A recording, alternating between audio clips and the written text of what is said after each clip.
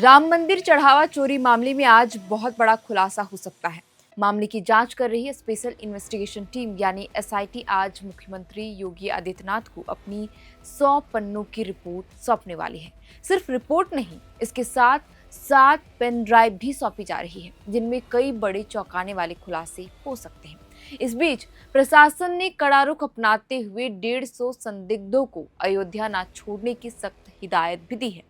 बहरहाल, आज के इस वीडियो में हम इसी विषय पर सिलसिलेवार ढंग से जानने की कोशिश करेंगे कि आखिर प्रारंभिक रिपोर्ट में एसआईटी को क्या मिला और पिछले 6 दिनों की पूछताछ में एसआईटी टीम को क्या कुछ पता चला, और इस पूरे मामले पर सीएम योगी आदित्यनाथ ने अपने अयोध्या दौरे पर क्या कुछ कहा था। जानेंगे सब कुछ। नमस्कार, आप देख रहे हैं ना, और हमारा नाम है श्रेया रतन।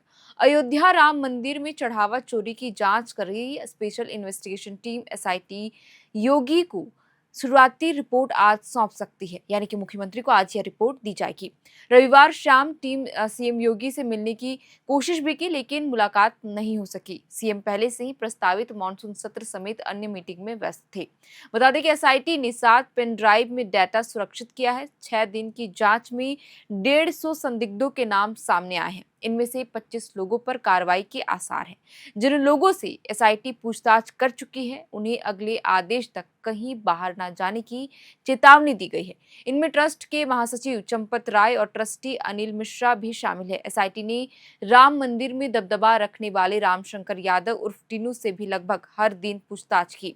टीम ने उसके करीबियों, रिश्तेदारों और उनकी संपत्तियों की भी जानकारी हासिल की। इस 6 दिन में टीम ने कई जरूरी दस्तावेज जैसे सीसीटीवी फुटेज, चढ़ावे के संबंध में गहरी जानकारी, चढ़ावा की गिनती करने का तरीका, बैंक में पैसा ले जाने का तरीका सहित एक-एक बिंदुओं पर बारीकी से पड़ताल की।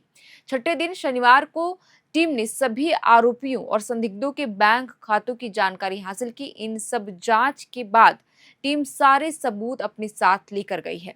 एसआईटी की टीम ने मंदिर के दान पत्रों की धनराशि के उपयोग, अनावश्यक खर्चों और भूमि खरीद से जुड़े मामलों की भी जांच की है। बता दें कि साल 2021 तक के पुराने रिकॉर्ड भी खंगाले गए।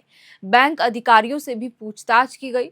सूत्रों के मुताबिक ट्रस्ट के महासचिव चंपत राय और ट्रस्टी डॉक्टर अनिल मिश्रा पर कार्रवाई लगभग तय मानी जा रही है। दोनों को पद से हटाया जा सकता है। इसके अलावा मंदिर के निर्माण प्रभारी गोपाल राव को भी पद से हटाया जा सकता है। चढ़ावा चोरी मामले में 5 लोगों लवकुश, अवनीश, अनुकल्प, करुणे और रामशंकर उर्फ टीनू की निशानदेही पर अब तक 2 करोड़ रुपए की रिकवरी की गई है। ये सभी मंदिर में दान राशि की गिनती की ड्यूटी में जुटे हुए थे। मंदिर ट्रस्ट के कर्मचारी टीनू के घर से 13 जून को सोना मिला था। हालांकि सोना कितना है, यह अभी कंफर्म नहीं किया गया है।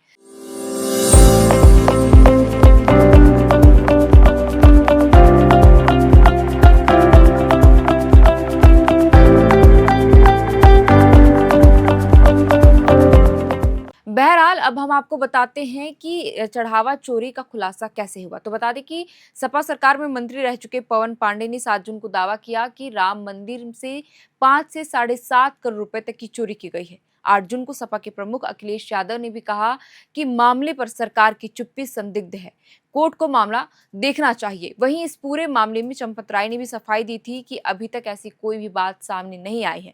इधर विवाद बढ़ता देख भाजपा नेता डॉक्टर रजनीश सिंह ने 9 जून को प्रधानमंत्री को लेटर लिखकर मामले की सीबीआई जांच करने को कहा था। अगले दिन यानी 10 जून को प्रधानमंत्री कार्यालय ने मंदिर ट्रस्ट से मामले की रिपोर्ट मांग ली। इस बीच राम जन्मभूमि मंदिर निर्माण समिति के चेयरमैन पूर्व आईएएस नृपेंद्र मिश्रा ने कहा कि राम मंदिर में चढ़ावा चोरी पर खुलेआम डाका डाला गया। मंदिर का पूरा मैनेजमेंट बदल देना चाहिए। ये लोगों के साथ बहुत बड़ा विश्वासघात है। बैंक के लोगों ने जिम्मेदारी नहीं निभाई, इससे बड़ी लापरवाही क्या ही हो सकती है। ये बातें नृपेंद्र मिश्रा ने शुक्रवार को मीडिया से बातचीत में कही थी। उन्होंने कहा कि काउंटिंग प्रक्रिया से जुड़े सबूत से मालूम पड़ता है कि पूरी व्यवस्था में निगरानी करीब शून्य थी और विजिलेंस का गंभीर अभाव भी था। जबकि बैंक और ट्रस्ट के बीच हुए समझौते में स्पष्ट रूप से तय था कि दान की गिनती और उसका हिसाब किताब रखने की जिम्मेदारी बैंक की होगी। इस बीच ही राम मंदिर में चढ़ावा चोरी विवाद के बीच सीएम योगी शुक्रवार को अयोध्या पहुंचे थे। हनुमानगढ़ी मंदिर में पूजा अर्चना उन्होंने की। इसके बाद राम मंदिर पहुंचकर रामलला के दर्शन किए। राम मंदिर चढ़ावा चोरी विवाद सामने आने के 17 दिन बाद आखिरकार सीएम योगी ने इस पर अपनी पहली प्रतिक्रिया दी थी। हर किसी को इस मामले पर सीएम योगी के बयान का इंतजार था। उन्होंने उस दौरान राम भक्तों को भरोसा देते हुए कहा कि बस 15 दिन और इंतजार कर लीजिए, थोड़ा धैर्य बनाए रखें और बिल्कुल भी चिंता ना करें। उन्होंने आगे कहा था कि सरकार ने ट्रस्ट के अनुरोध पर एसआईटी जांच के आदेश दिए हैं। जांच पूरी होने पर पूरा सच सामने आएगा और जो भी अपराधी होगा वह बचेगा बिल्कुल भी नहीं। सीएम योगी ने लोगों से एसआईटी की रिपोर्ट आने तक कोई भी बयानबाजी ना करने की भी हिदायत दी थी, यानी कि अपील की थी। और उन्होंने कहा कि गैर जरूरी रूप से किसी का चरित्र हनन ना करे और अयोध्या को बदनाम बिल्कुल ना करे। अपराधी जो भी होगा वह बचेगा नहीं। वहीं अखिलेश यादव पर तंज कसते हुए सीएम योगी ने कहा कि वो लोग हमें क्या बताएंगे जो राम भक्तों को अपमानित करते थे और माफिया की कब्र पर जाकर फातिया पढ़ते थे, और वो हमें अब राम भक्ति का उपदेश देने चले हैं। बहरहाल अब एसआईटी टीम की जांच की बात करें हम तो ये पहला दिन एसआईटी ने श्री राम जन्मभूमि तीर्थ क्षेत्र ट्रस्ट के महासचिव चंपत राय और आमंत्रित सदस्य गोपाल राव से जानकारी ली। चोरी के मामले में जिन कर्मचारियों पर शक थे उन्हें ट्रस्ट के एक कमरे में बैठाया गया था। ऐसे करीब 8 से 10 कर्मचारी थे। इन लोगों से करीब 6 घंटे तक पूछताछ की गई। दूसरे दिन की बात करें तो टीम ने चंपत राय और गोपाल राव से 4-4 घंटे तक सवाल जवाब किए। तीसरे दिन जांच टीम ने बैंक अधिकारियों और नोटों की गिनती से जुड़ी निजी एजेंसी के प्रतिनिधियों से भी पूछताछ की। इस दौरान बैंक स्टेटमेंट और वित्तीय रिकॉर्ड की भी पड़ताल की गई। चौथे दिन टीम करीब 10 घंटे तक मंदिर परिसर में रही।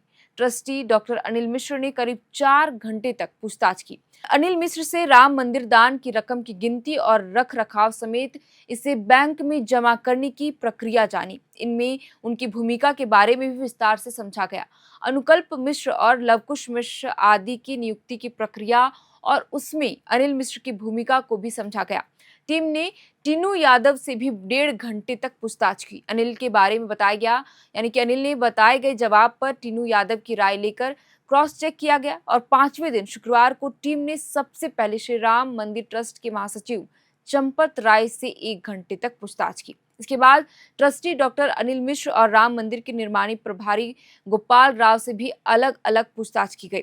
तीनों से टीम ने 6 घंटे तक करीब पूछताछ की। स्टेट बैंक के शाखा प्रबंधक और कैशियर से भी टीम ने पूछताछ की। और छठे दिन यानी कि शनिवार को टीम ने सभी आरोपियों और संदिग्धों के बैंक खातों की जानकारी हासिल की। इन सब जांच के बाद टीम सारे सबूत अपने साथ लेकर लखनऊ गई। बहरहाल अब सभी की निगाहें एसआईटी रिपोर्ट पर ही टिकी हुई, क्योंकि आज टीम सीएम योगी को रिपोर्ट सौंपेगी। अब देखना यह दिलचस्प होगा कि उस 100 पन्नों की रिपोर्ट में क्या खुलासे हुए हैं और 7 पेन ड्राइव में कौन से सबूत छिपे हैं। इसके अतिरिक्त सवाल यह भी कि जिस मंदिर के साथ करोड़ों देशवासियों की आस्था जुड़ी हुई है, क्या उसके चढ़ावे में हुए इस घोटाले की पूरी सच्चाई सामने आ पाएगी? क्या एसआईटी उस मुख्य आरोपी और उसके पीछे बैठे उन रसूखदारों चेहरों पर पहुंच पाएगी जिनके संरक्षण में यह सब कुछ चल रहा था? क्योंकि यह सिर्फ पैसों की हेरफेर नहीं थी, बल्कि राम भक्तों की उस भावना के साथ खिलवाड़ है जो अपनी श्रद्धा और आस्था के साथ रामलला के चरणों में अर्पित करते हैं। खैर, अब देखना यही होगा कि क्या जो भी दोषी पकड़े जाते हैं उन पर किस तरीके की कार्रवाई होती, या फिर यह भी मामला वक्त के साथ सरकारी दफ्तरों के सफेद फाइलों में हमेशा के लिए दफन हो जाएगा। आप इस पूरे मामले को लेकर क्या सोचते हैं, हमें कमेंट बॉक्स पर अपनी राय लिखकर जरूर बताएं। आप देख रहे थे अरनाव, हमारा नाम है शायरतन। कैमरे के पीछे मौजूद है हमारे सहयोगी साक्षी। बहुत बहुत शुक्रिया। FRP pressure vessels are made using fiber reinforced plastic, a powerful combination of high strength glass fibers and corrosion resistant resin. At Duraplast, we manufacture these vessels using advanced filament winding technology. Layer by layer, resin-coated glass fibers are precisely wound over a rotating mold, creating a structure that is lightweight, high strength, and built to handle pressure. The result? Superior corrosion resistance, longer lifespan, lower maintenance costs for industries that demand performance without compromise. For customized FRP pressure vessel solutions,